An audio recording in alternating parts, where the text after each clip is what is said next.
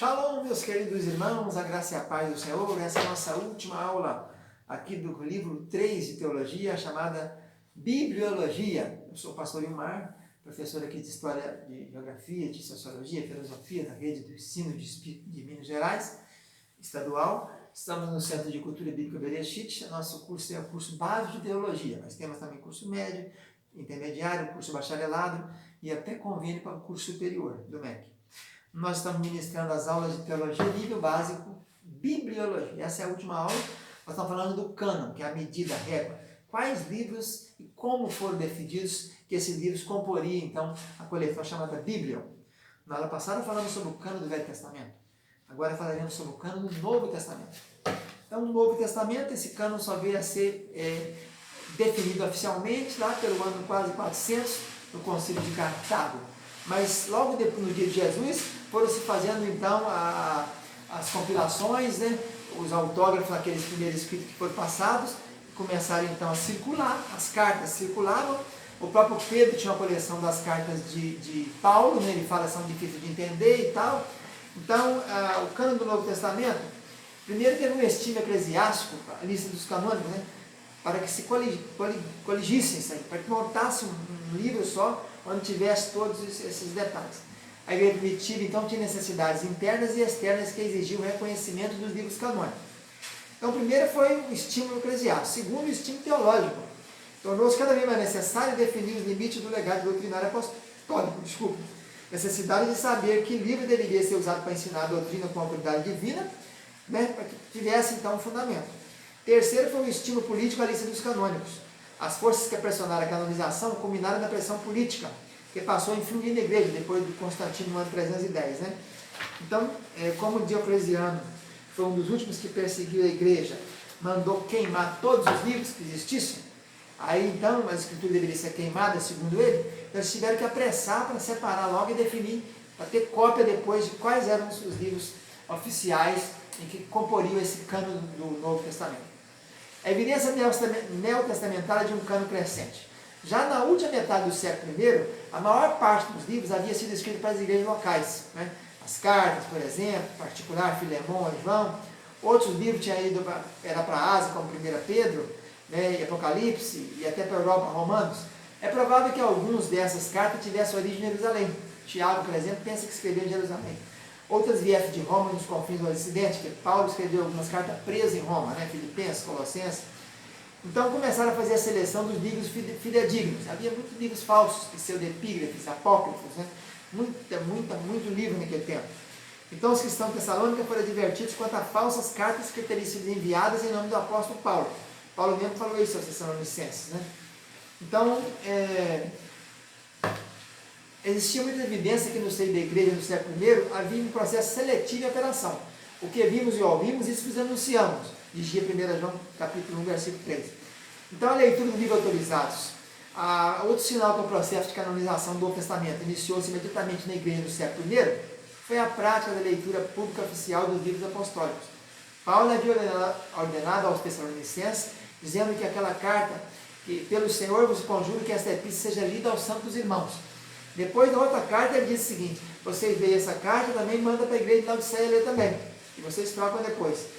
Está lá na Colossenses, né? Depois que essa epístola tiver sido lida entre vós, fazei também que seja lida no Laodicenses. Então, dá a entender que tinha a epístola de Paulo ao Laodicenses, mas não apareceu. Então, apareceu depois uma apócrifa referente a essa, né? Então, aquela cópia foi passando, a circulação começou, as cópias autenticadas pela assinatura dos apóstolos ou seus emissários a correr, para saber se era ou não era verídica. Então essas cartas circulares revelam o início de um processo de canonização, que foram várias cartas circulares que Paulo mandou. Parece que Pedro possuía a coleção das cartas de Paulo, que assim ele fala em 2 Pedro 3, 15 e 16, não é isso? Judas também menciona Pedro, e Paulo menciona o Evangelho de Lucas como escritura sagrada. Lucas presume que Teófilo estava de posse de um primeiro livro ou tratado, porque Lucas escreveu Lucas e escreveu então também o livro de Atos, né? Pelo final do século I, todos os 27 livros do Novo Testamento já haviam sido recebidos e reconhecidos pelas igrejas cristãs. A confirmação da compilação oficial dos livros canônicos. Então, primeiro tem o testemunho dos pais da igreja, né, sobre o cânon. Logo após aquela primeira geração ter passado, a era apostólica, todos os livros já haviam sido citados como dotado de autoridade por algum pai da igreja. Por sinal, dentro de 200 anos depois do século I, quase todos os versículos do Novo Testamento já havia sido citado em mais de 36 mil citações dos pais da igreja.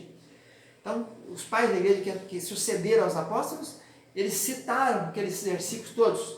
Então, se tivesse sumido com todos os autógrafos originais, ainda assim conseguiria montar, porque tinham mais de 36 mil citações. O testemunho das listas primitivas e das tradições do cânon. Então, a antiga siríaca, que é uma tradução do Novo Testamento, circulou na Síria, ela já continha esses 27 livros do Novo Testamento, exceto 2 Pedro, 3 e 2 João, Judas e Apocalipse. A antiga latina, chamada Vetus Latina, que era a versão do ano 200 mais ou menos, da mesma forma que a siríaca, ela servia para a igreja oriental, elas também tinham os 27, menos Hebreus, Tiago e 1 e 2 Pedro. O cânon muratoriano do ano 170, ele já falava sobre essa lista aí, tirando apenas Hebreus, Tiago e 2 Pedro. Depois tem o cânon barocócio, que mencionava então 66 livros da Bíblia, só tirando Esther do Antigo Testamento e Apocalipse do Novo. Eusébio de Cesareia, no ano 340, falando do cânon na sua história eclesiástica, ele menciona os 27 livros, exceto Tiago, Judas, 2 Pedro e 2 e 3 João. Atanásio de Alexandria, no ano 373, menciona também os 27 livros do Novo Testamento como canônicos. O Concílio de Hipona de Cartago, então, baixa oficialmente a regulamentação e os livros, então, passam a compor oficialmente o cânon do Novo Testamento. Aí, no mesmo caso do Velho, tinha aqueles que eram homo legomena, os que todo mundo considerava que era escrito. Então, 20 dos 27 era assim, né? Todos concordavam que 20 daqueles 27 livros eram iguais, escritos iguais, todos concordavam com eles. Menos Hebreus, Tiago, 2 Pedro, 2 e 3 João, Judas e Apocalipse, que seriam então os antilegômenos, os que estavam em dúvida.